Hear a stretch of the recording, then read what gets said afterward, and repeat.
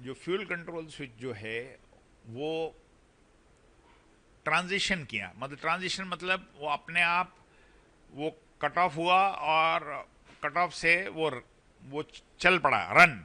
एक चीज साफ नहीं हुई है कि जब जहाज लिफ्ट ऑफ किया, मतलब जब टेक ऑफ किया, मतलब रनवे से ऊपर गया, उसके बाद इंजन कैसे चल रहे थे, उनका उनका उनके उसके बारे में उन्होंने कोई चर्चा नहीं की है।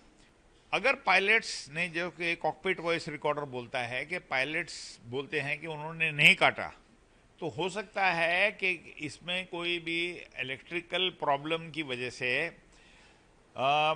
फ्यूल सप्लाई बंद हो गई हो और उसने एक सिग्नल, गलत सिग्नल दिया डीएफडीआर को, और उससे वो जब इंटरप्ट हुआ तो फ्यूल सप्लाई कट गया, और फिर जैसे वो चालू हुआ तो फ्यूल सप्लाई चालू हो गया, और उस दौरान में इंजन जो है वो बंद हुए और एक इंजन पिकअप करना शुरू हुआ, मतलब स्टार्ट होना शुरू हुआ, और दूसरा इंजन अभी स्टार्ट नहीं हुआ था। मेरे को नहीं लगता कि पायलट्स ने उस स्विच को बंद किया है फिर चालू किया है, फ्यूल कंट्रोल स्विच को, क्योंकि रैमर स्विच नहीं ऑन, क्योंकि ये दो एक्शन करने पड़ते हैं फिर मेमोरी से। तो इसलिए मुझे एक चीज समझ में नहीं आ रही कि इन्होंने जो इंजन्स चल रहे थे किस हालात में थे, वो क्लियर नहीं हुआ है टेक ऑफ के बाद कि क्या हुआ है। दूसरी चीज, सीवीआर से ये क्लियर होना चाहिए था कि कौन सा पायलट बोल रहा है, वो अच्छे से जान पाएंगे कि ये पायलट इन कमांड था कि फर्स्ट ऑफिसर था। जो अभी रिपोर्ट इन्वेस्टिगेशन टीम ने आज पब्लिक डोमेन पे डाली है, उस पे कुछ कुछ विचार पैनलिस्ट भी कर रहे हैं, और जो इसमें स्पेशलिस्ट हैं, एक्सपर्ट्स हैं, वो भी इस पे टिप्पणी दे रहे हैं कि जो फ्यूल कंट्रोल स्विच जो है वो ट्रांजिशन किया, मतलब ट्रांजिशन मतलब वो अपने आप वो कट ऑफ हुआ और कट ऑफ से वो चल पड़ा रन। तो ये एक जो इन्वेस्टिगेशन टीम ने ये चीज़ को बताया है, पर एक चीज़ साफ नहीं हुई है कि जब जहाज लिफ्ट ऑफ किया, मतलब जब टेक ऑफ किया, मतलब रनवे से ऊपर गया, उसके बाद इंजन कैसे चल रहे थे, उनका उनका उनके उसके बारे में उन्होंने कोई चर्चा नहीं की है। सिर्फ ये बोला है कि 180 नॉट की स्पीड उसने टेक ऑफ के 8-9 सेकंड के बाद वो उस स्पीड पे पहुंचा, मतलब एक्सेलरेशन उस टाइम तक ठीक ठीक था। उसके पहले हो सकता है कि इंजन इंजन जो हैं वो धीमे धीमे बंद हो रहे हों, वो पता नहीं है। अगर पायलट्स ने, जो कि कॉकपिट वॉइस रिकॉर्डर बोलता है कि पायलट्स बोलते हैं कि उन्होंने नहीं काटा, तो हो सकता है कि इसमें कोई भी इलेक्ट्रिकल प्रॉब्लम की वजह से फ्यूल सप्लाई बंद हो गई हो, और उसने एक सिग्नल, गलत सिग्नल दिया डीएफडीआर को, और उससे वो जब इंटरप्ट हुआ तो फ्यूल सप्लाई कट गया, और फिर जैसे वो चालू हुआ तो फ्यूल सप्लाई चालू हो गया, और उस दौरान में इंजन जो है वो बंद हुए और एक इंजन पिकअप करना शुरू हुआ, स्टार्ट होना शुरू हुआ, और दूसरा इंजन अभी स्टार्ट नहीं हुआ था। और इसके दौरान अगर आप देखें तो क्योंकि दोनों इंजन ऑफ हो गए, उसकी वजह से जो रैट डिप्लॉय हो गया, द रैम एयर टर्बाइन जो है वो डिप्लॉय हो गया। तो दो एक्शन पायलट के लिए बोइंग कंपनी बोलती है, जब दोनों इंजन फेल हो जाएं, या इंजन में आग लग जाए, या कोई बहुत उसमें डैमेज हो जाए इंजन में, या स्टॉल कर जाए इंजन, तो उसमें दो एक्शन है पायलट के, फ्यूल कंट्रोल स्विच को कट ऑफ करने का और फिर उसको रन करने का। और दूसरा एक्शन है रैम एयर टरबाइन के स्विच को ऑन करने का। उसके बारे में भी कोई चर्चा नहीं है कि वो स्विच ऑन है। तो मेरे को नहीं लगता कि पायलट्स ने उस स्विच को बंद किया है फिर चालू किया है, फ्यूल कंट्रोल स्विच को, क्योंकि रैम एयर स्विच नहीं ऑन, क्योंकि ये दो एक्शन करने पड़ते हैं फिर मेमोरी से। तो इसलिए मुझे एक चीज समझ में नहीं आ रही कि इन्होंने जो इंजन्स चल रहे थे किस हालात में थे वो क्लियर नहीं हुआ है टेक ऑफ के बाद कि क्या हुआ है। दूसरी चीज सीवीआर से ये क्लियर होना चाहिए था कि कौन सा पायलट बोल रहा है, वो अच्छे से जान पाएंगे कि ये पायलट इन कमांड था कि फर्स्ट ऑफिसर था, क्योंकि उसने टेक ऑफ जो कर रहा था वो फर्स्ट ऑफिसर कर रहा था, तो उसको पायलट फ्लाइंग बोलते हैं। इस टाइम वर्ल्ड में दो ही टर्मिनोलॉजी है, पायलट फ्लाइंग, पायलट मॉनिटरिंग। तो पायलट फ्लाइंग जो था वो था को पायलट, और जो कैप्टन था वो था पायलट मॉनिटरिंग।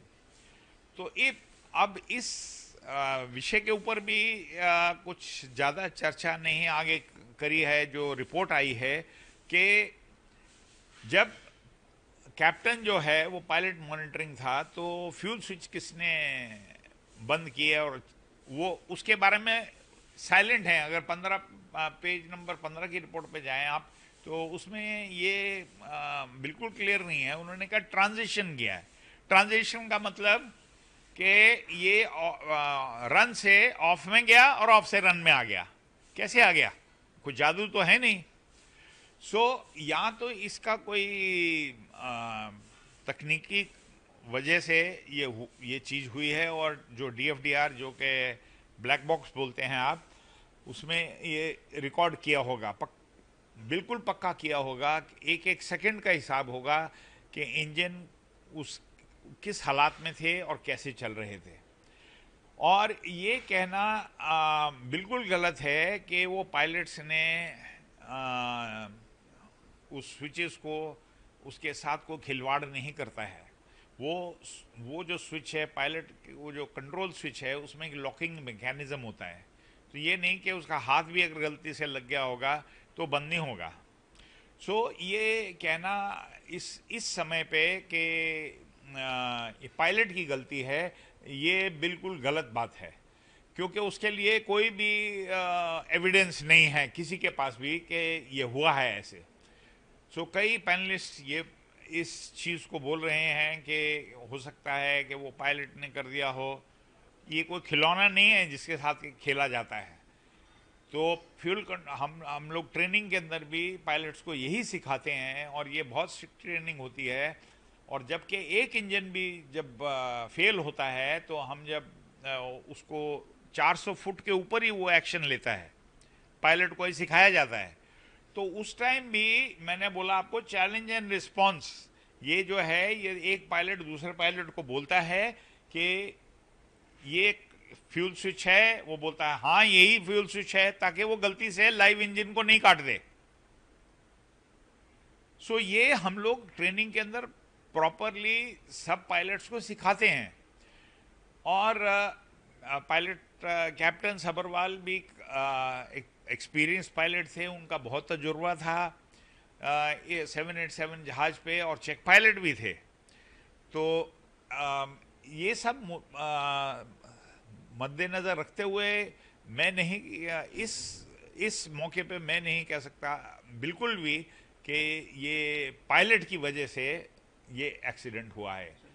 2018 में FAA की तरफ से 2018 में एक एडवाइजरी सर्कुलर एक इशू किया था 737 को लेके कि उसके फ्यूल कंट्रोल स्विच का जो मैकेनिज्म, लॉकिंग मैकेनिज्म है, वो उसमें कुछ तकनीकी कारणों से वो मतलब वो जो लॉक है वो इलेक्ट्रॉनिकली और जो स्प्रिंग लोडेड है वो फ्री हो जाता है और वो आप ऊपर नीचे कर सकते हैं। तो ऐसी कोई अगर घटना घटी थी किसी 737 पे, तो बोइंग को चाहिए था कि ये इस सर्कुलर को मैंडेटरी करता, मतलब कि जरूरी होना चाहिए था, डायरेक्टिव इशू करता वर्ल्ड ओवर के 737 हैं, 747 हैं, 777 हैं, 787 हैं, ये सब जहाज़ों पे इसको इसकी छानबीन की जाए कि ऐसा तकनीकी कोई प्रॉब्लम था। बट एयर इंडिया ने क्योंकि ये सर्कुलर एडवाइजरी था, मेरे को लगता नहीं कि एयर इंडिया ने इस पर कोई ज़्यादा विचार किया था। बोइंग को लेके एक इन्वेस्टिगेशन भी किया गया था, जहाँ पे उनके जो इंजीनियर्स है उनको सवाल पूछा गया था कि ये जो फ्लाइट है वो सेफ है क्या, आप इसमें ट्रैवल करोगे क्या। तो उनके इंजीनियर ने कहा था कि हम इसमें ट्रैवल नहीं करेंगे। उसमें आपका क्या कहना देखिए, मैं शुरू से कहता हूँ, मैं खुद, मेरे को ऑलमोस्ट 48-49 साल का एविएशन का एक्सपीरियंस है, और मैं फाइटर जहाज़ से लेके कमर्शियल जहाज़ बहुत उड़ाया है मैंने ज़िंदगी में। और इस सेफेस्ट मोड ऑफ ट्रैवल जो हम कहते हैं दुनिया के अंदर, वो है बाय एयर। सो ये घटना घटती हैं तकनीकी कारणों से या और किसी कारणों से, तो इसका ये मतलब नहीं कि हम एयर ट्रैवल बंद कर देंगे। एयर ट्रैवल उसी तरह चल रहा है, पैसेंजर को कॉन्फिडेंस है और ये उड़ता है। और बोइंग कंपनी बहुत पुरानी कंपनी है, एयरबस से पहले इन्होंने बनाना शुरू किया जहाज़। और आज की तारीख में भी देखेंगे तो ये मिलिट्री जहाज़ भी बनाते हैं बोइंग कंपनी, और बहुत बड़ी कंपनी है। तो मेरे विचार से कोई ऐसा कुछ भी कदम नहीं उठाएंगे, कोई भी मैन्युफैक्चरर है जो जहाज का, ऐसा कुछ भी नहीं करेगा कि उसका नाम खराब हो।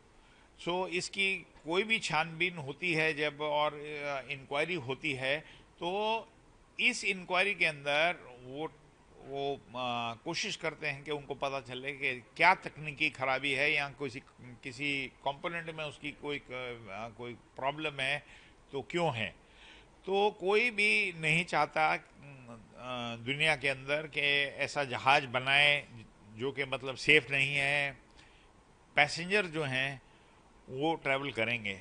और इतने साल से ये जहाज़ उड़ रहा है, 787 भी मैं बोलूँगा, पर अभी तक तो ऐसा कोई भी वाकया नहीं हुआ है दुनिया में। है सर? फ्लाइट फ्लाई होने से पहले फ्लाइट के अंदर के वीडियो भी सामने आए थे, एसी नहीं चल रहा था, वहाँ का रिमोट नहीं चल रहा था। डाउट जो है पैसेंजर की तरफ से जो किया जा रहा था कि ये फ्लाइट सेफ है कि नहीं, नहीं, और उसके बाद ये मैं पहले भी आपके चैनल पे बोल चुका हूँ कि जो प्रॉब्लम है एयर कंडीशनिंग की, जो प्रॉब्लम थी दिल्ली से जब जहाज आया था, तो कोई भी ऐसी व्यवस्था जो होती है जहाज के अंदर एयर कंडीशनिंग की, उसका इफेक्ट जो है वो इंजन के ऊपर नहीं होता है।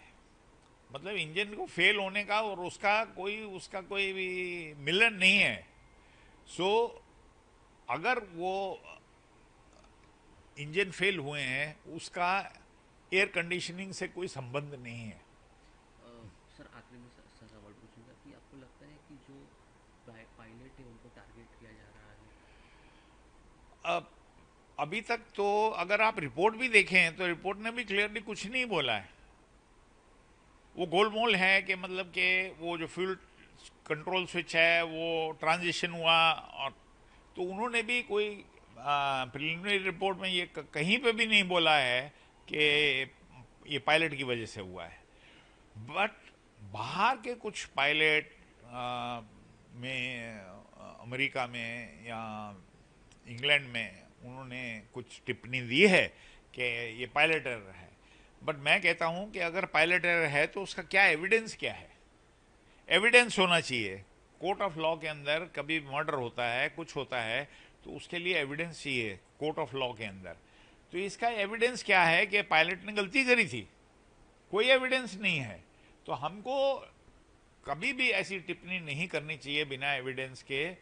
और प्रिलिमिनरी रिपोर्ट भी बिल्कुल भी उन्होंने टिप्पणी नहीं की है कि ये पायलट एरर था।